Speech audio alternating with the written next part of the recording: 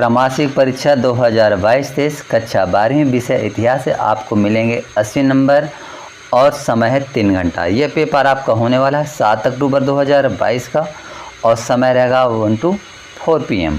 तो चलिए हम शुरुआत करते हैं। इसके पहले आप इस निर्देशों को पढ़ लेना। सभी प्रश्न हल करना अनिवार्य है। प्रश्न क्रमांक 2 1 से 5 तक आंतरिक विकल्प दिए गए हैं। प्रश्न क्रमांक 1 है सही विकल्प चुनकर लिखिए। भारतीय पुरातात्विक सर्वेक्षण के पहले डायरेक्टर कौन थे? 4 विकल्प दिए गए हैं, कनिंघम, प्रिम्प्रेस, जॉन मार्शल, व्हीलर। इसके बाद दूसरा, हड़प्पा सभ्यता का दूसरा नाम क्या था? आर्य समाज, वैदिक सभ्यता, सिंधु घाटी सभ्यता, उपरोक्त सभी तो सिंधु घाटी सभ्यता। प्रश्न क्रमांक इसका तीसरा, चंद्रगुप्त मौर्य ने मौर्य वंश की स्थापना की थी। यहाँ 4 विकल्प दिए हैं, 320 ईसा पूर्व, 321 ईसा पूर्व, 322 ईसा पूर्व, 325 ईसा पूर्व।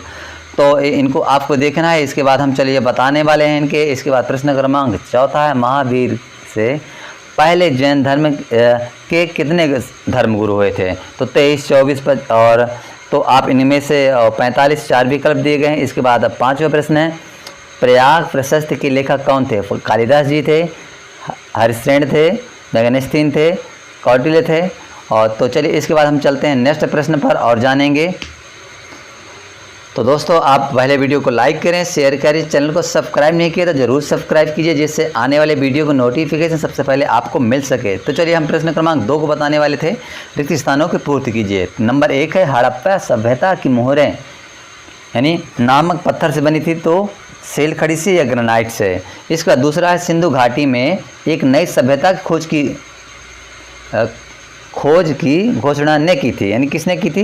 जॉन मार्शल ने या दयाराम साहनी ने। तीसरा प्रश्न है कौटिल्य ने राजनीति शास्त्र पर आधारित नामक ग्रंथ लिखा था, अर्थशास्त्र या इंडिका। 5वां नंबर है, चौथा नंबर है चंद्रगुप्त मौर्य के दरबार में यूनानी राजदूत कौन था? मेगनेस्तीन था या फायान था। 5वां है उपमहाद्वीप के सबसे समृद्ध ग्रंथों में से एक है, कौन सा? महाभारत या रामायण। दोस्तों इन प्रश्नों को ध्यान से देखिए और चाहें तो आप इनको नोट भी कर सकते हैं। और अब प्रश्न क्रमांक 3 का है, पहले दिया बुद्ध चरितम के रचयिता कौन थे? दूसरा, महाभारत का सबसे महत्वपूर्ण उपदेश आत्मसक अंश है। प्राचीन काल में अधिकतर राजवंश किस प्रणाली का अनुसरण करते थे? अथवा ये चौथा नंबर है मौर्य काल में चांदी के सिक्के को क्या कहा जाता था? 5वां, सिंधु घाटी सभ्यता की खोज में किन 2 पुरातत्ववेत्ताओं का प्रमुख योगदान है? इनको बताना है। इसके बाद प्रश्न क्रमांक 4 पर चलते हैं। निम्नलिखित प्रश्नों के उत्तर सत्य या असत्य के रूप में आपको दीजिए। तो इसका पहला प्रश्न हो जाता है हड़प्पा सभ्यता में विनिमय यानी बांटों की एक सूक्ष्म तथा परिशुद्ध प्रणाली द्वारा होती थी। दूसरा, हड़प्पा सभ्यता का सबसे पहले खोजा गया शहर लोथल है। आपको सही या सही गलत बताना है। सर्वप्रथम जेम्स प्रिंसेस ने अशोक के अभिलेखों का अध्ययन किया। और इसके बाद है गोत्र परंपरा में प्रत्येक गोत्र का नाम एक ऋषि के नाम पर होता था। और इसके बाद है 5वां नंबर, धर्म शास्त्रों में 10 प्रकार के विवाह का वर्णन किया गया है। तो ये रहे प्रश्न क्रमांक 4। इसके बाद प्रश्न क्रमांक 5 पर चलते हैं। प्रश्न क्रमांक 5 है सही जोड़ी आपको बनाना है। रामायण और महाभारत है तो आपको इनको लगा देना। गंधार है, इसके बाद हर्षचरित है, SR राव जी हैं और राखाल दास बनर्जी। इनको आपको आगे लगा लेना है, इनको हम आपको बताने वाले हैं। तो ठीक है, यहाँ देख सकते हैं। इसके बाद प्रश्न क्रमांक 6 में चलते हैं। हड़प्पा सभ्यता को सिंधु घाटी सभ्यता क्यों कहा जाता है? अथवा इसको नहीं उत्तर दे सकते हैं। ध्यान दीजिए 2-2 नंबर के आने वाले हैं। अभिलेख से क्या तात्पर्य है? प्रश्न क्रमांक 7 दिए पितृवंशिका से क्या तात्पर्य है? अथवा हड़प्पा सभ्यता को कांस्य युग क्यों कहा जाता है? और अगला प्रश्न है 8 नंबर का गोत्र शब्द से क्या तात्पर्य है? अथवा मेगनेस्तीन कौन थे? 9 नंबर है महाभारत की मूल कथा का संबंध किससे है? इसका नहीं तो आप अथवा में बताएंगे स्त्रीधन क्या है। इन सभी प्रश्नों को दोस्तों आपको नोट कर लेना है और इनके उत्तर तैयार करिएगा और हम आपको इनके लास्ट में उत्तर इनको बताने वाले हैं। तो चलिए इसके बाद प्रश्न क्रमांक 10 को देख रहे हैं आप। महाजनपद क्या है? कुछ महत्वपूर्ण महाजनपदों के नाम बताइए। अथवा है इसमें चंद्रगुप्त मौर्य कौन था, उसका राज्य कहाँ तक फैला था। प्रश्न क्रमांक 11 है मोहनजोदड़ो की कुछ विशेषताओं का वर्णन कीजिए। और इसी का अथवा है वैदिक काल में कृषि तौर तरीकों में किस हद तक परिवर्तन हुए थे।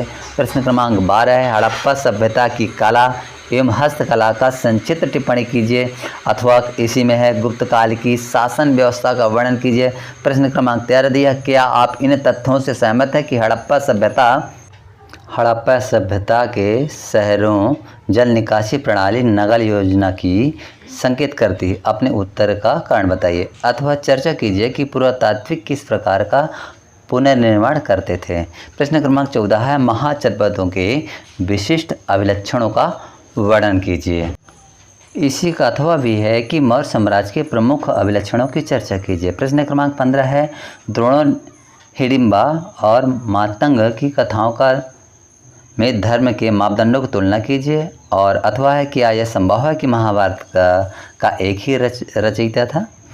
प्रश्न क्रमांक 16 मोहनजोदड़ो के विशाल स्नानागार का संक्षिप्त वर्णन कीजिए। प्रश्न क्रमांक 3 नंबर का आएगा ये। और इसके बाद 17 नंबर है सब में अथवा दिया है दोस्तों। समुद्रगुप्त को भारत को नेपोलियन को क्यों कहा गया है। प्रश्न क्रमांक 18 महाभारत का समालोचनात्मक संस्करण का वर्णन कीजिए। और प्रश्न क्रमांक 19 है सिंधु घाटी सभ्यता की नगर योजना का विस्तार पूर्वक वर्णन कीजिए। ये 4 नंबर के आने वाले। अथवा हड़प्पा संस्कृति की मुख्य उपलब्धियां कौन कौन सी हैं, इसका भी उत्तर आप बता सकते हैं। अथवा में दिखाया गया है। इसके बाद हम प्रश्न क्रमांक चलेंगे 20 नंबर पर। प्रश्न क्रमांक 20 है मौर्यकालीन शिक्षा का वर्णन कीजिए। अथवा मौर्य साम्राज्य के पतन का कारण को बताना है। 21 नंबर स्पष्ट कीजिए कि विशिष्ट परिवारों में पितृवंशिका के क्या महत्वपूर्ण रही होगी। अथवा महाभारत की सदस्यता की खोज में बीबी लाल के प्रयासों का वर्णन कीजिए। प्रश्न क्रमांक 22 है पुरातात्विक हड़प्पाई समाज में सामाजिक आर्थिक भिन्नताओं का पता कीजिए। किस प्रकार लगाते थे, वे कौन कौन से भिन्नताएं पाई जाती है। दोस्तों वीडियो को अंत में लाइक शेयर कमेंट और चैनल को जरूर सब्सक्राइब कीजिए, जिससे आने वाले वीडियो को नोटिफिकेशन सबसे पहले आपको मिल सके। वीडियो देखने के लिए आपका धन्यवाद।